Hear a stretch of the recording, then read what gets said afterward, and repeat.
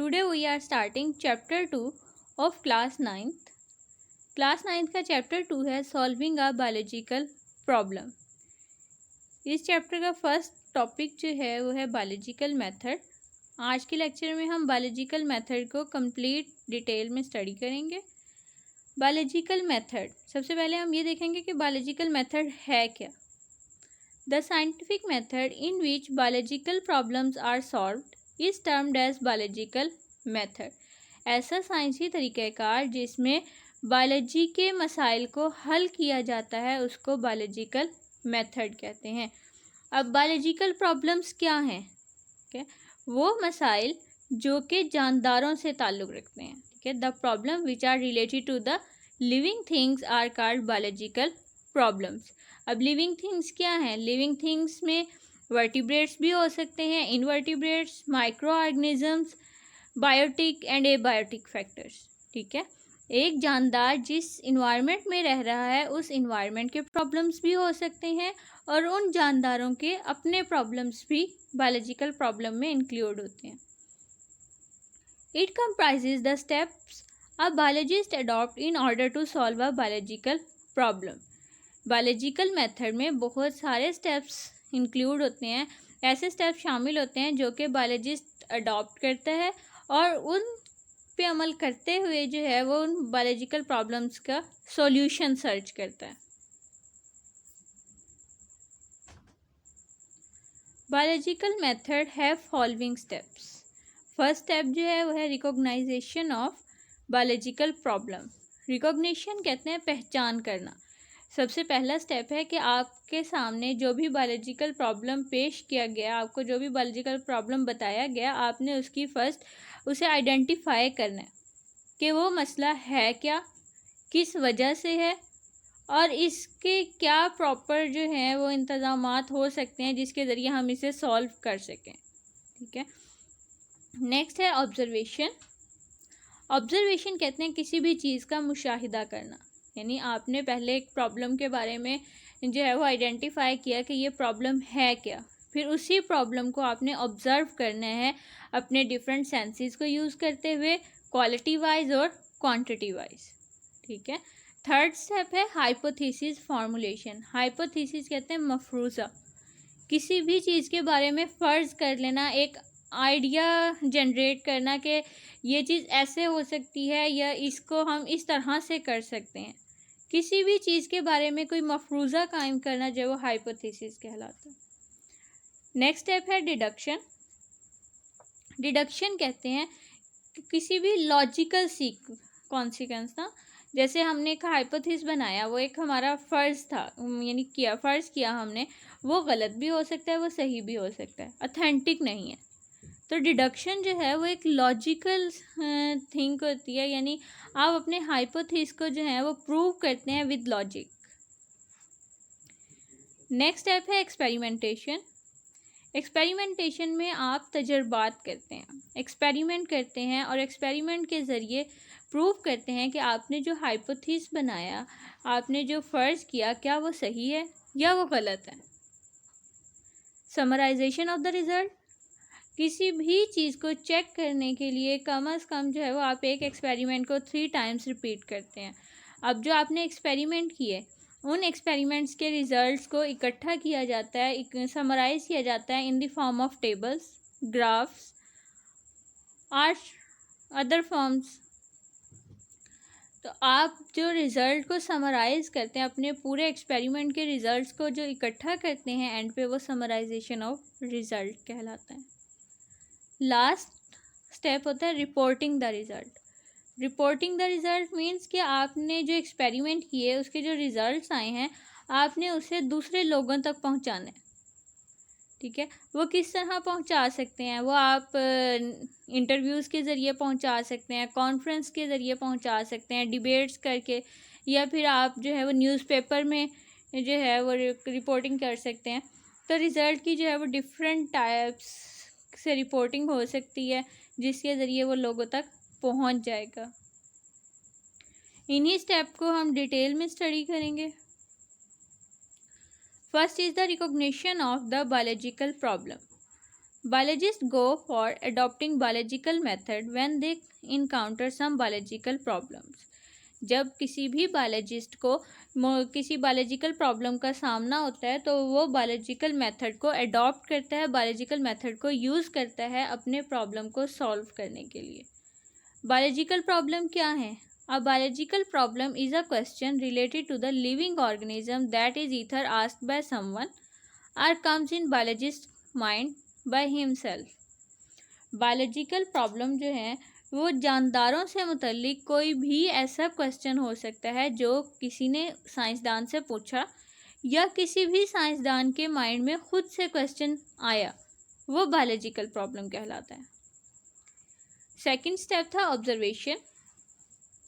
As the first step in solving a biological problem, biologist recall his or her previous observation और make new ones. ठीक है, जब scientist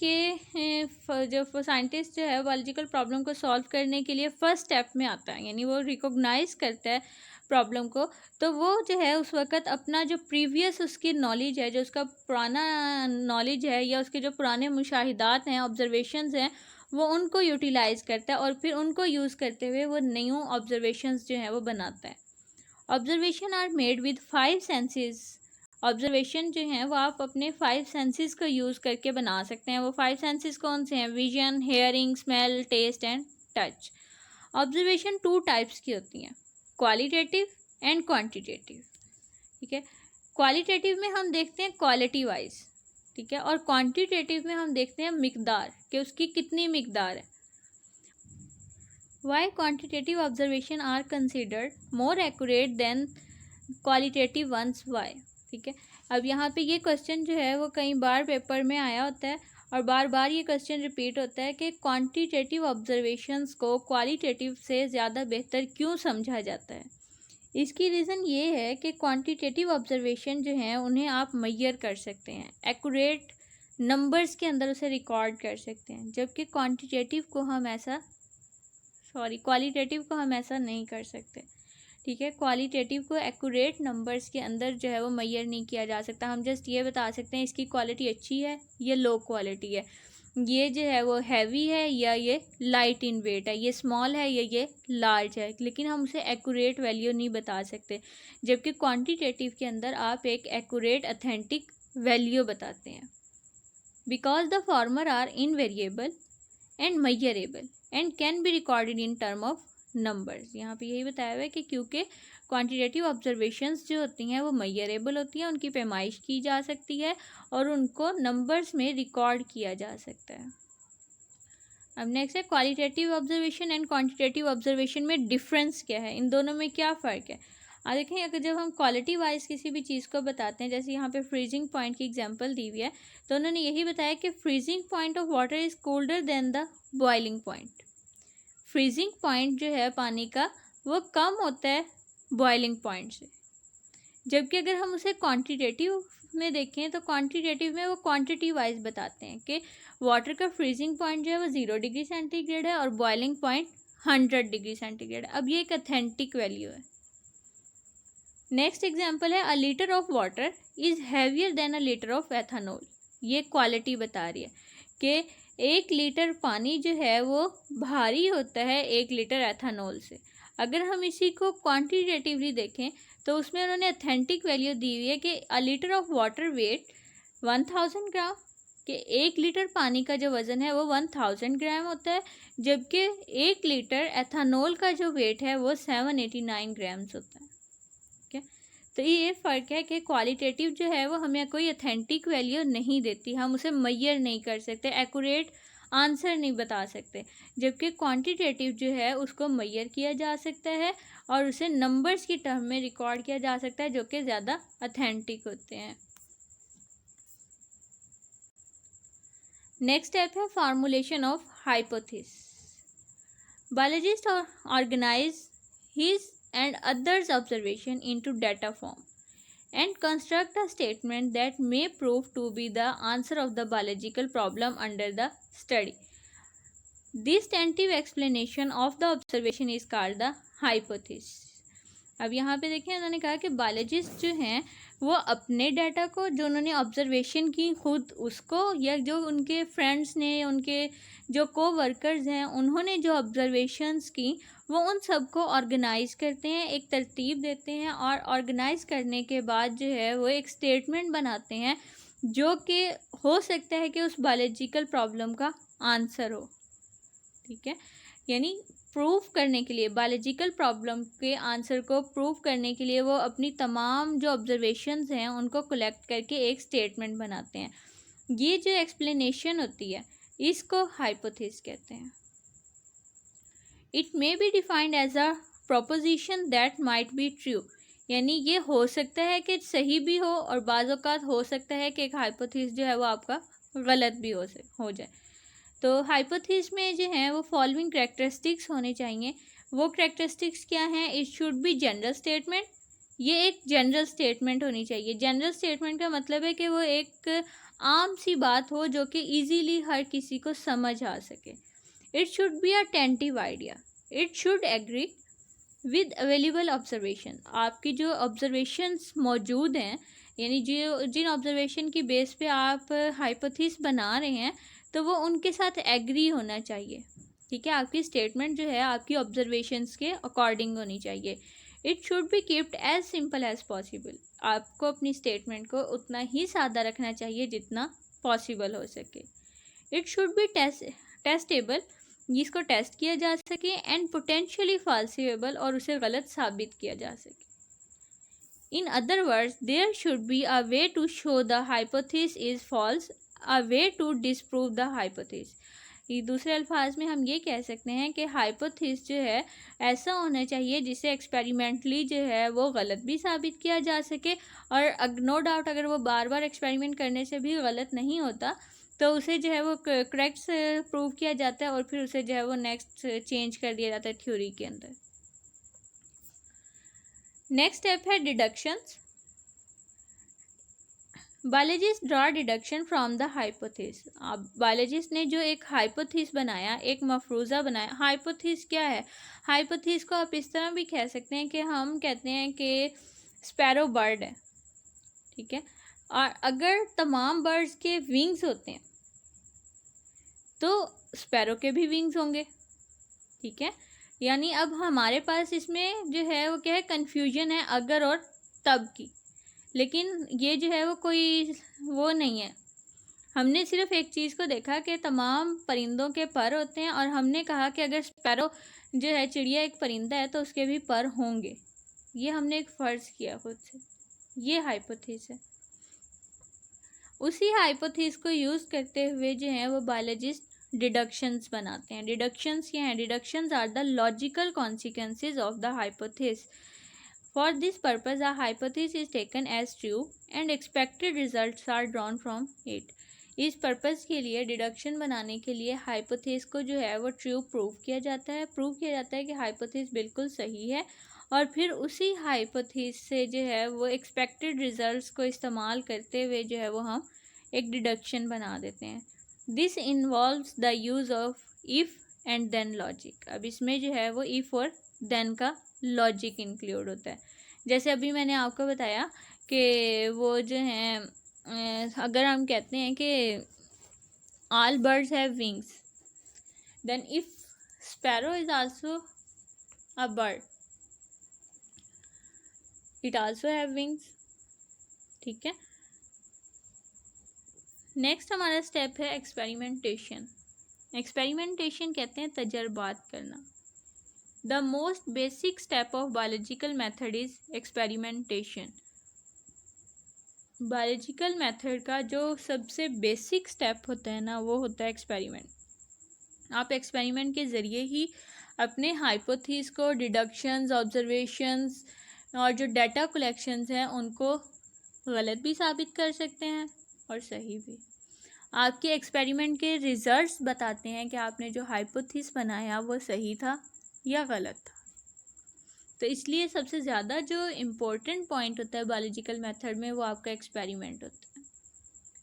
biologist perform experiment to see if hypothesis are true or not. Biologist experiment करते हैं ये देखने के लिए कि उनका हाइपोथेसिस सही है या गलत है। The deduction which are drawn from the hypothesis are subjected to rigorous testing.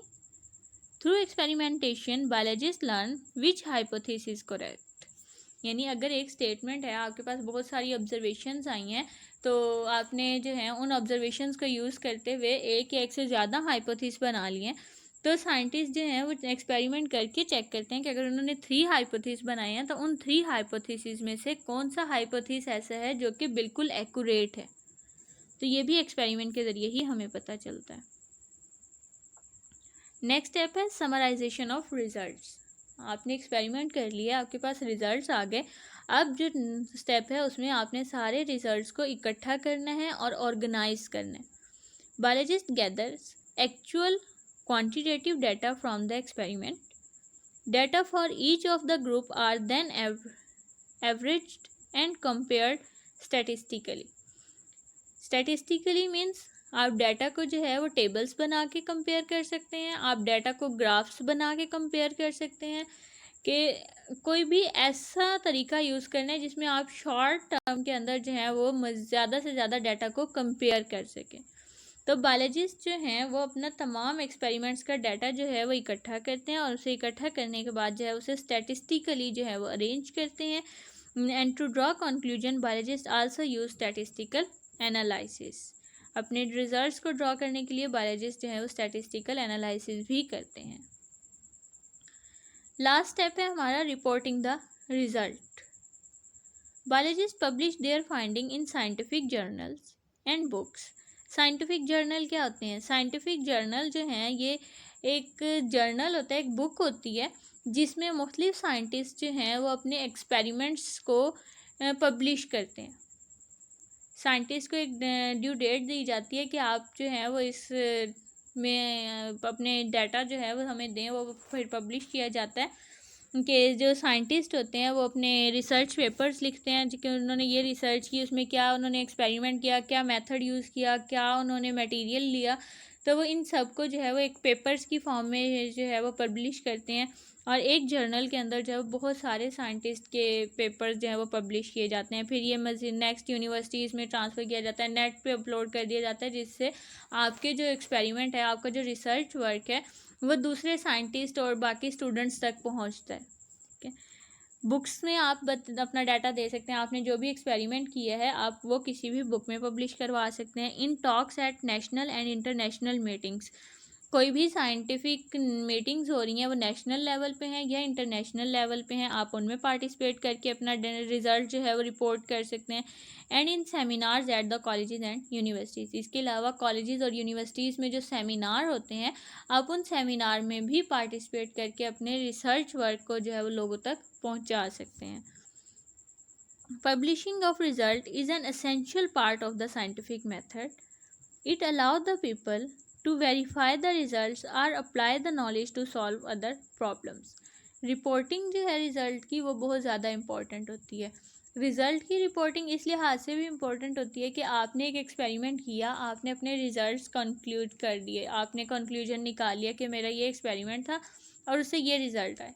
अब जब आप वही रिज़ल्ट्स पब्लिकली अनाउंस करते हैं, आप वो के रिज़ल्ट जो हैं वो दूसरे साइंटिस्ट तक पहुंचते हैं, तो साइंटिस्ट जो हैं वो आपके रिज़ल्ट्स को गलत प्रूव करने के लिए कोशिश करते हैं। ठीक है, या बहुत सारे लोग आपके रिज़ल्ट से नॉलेज भी हासिल करते हैं, तो इसलिए भी जो है वो रिज़ल्ट की रिपोर्टिंग इम्पोर्टेंट होती है। इसके साथ ही आज का हमारा लेक्चर एंड हो गया। अगर आपको कोई बात समझ ना आई हो तो आप कमेंट बॉक्स में पूछ सकते हैं, और अगर आपको लेक्चर समझ आ जाए तो आप चैनल को सब्सक्राइब कर दीजिए। Thank you.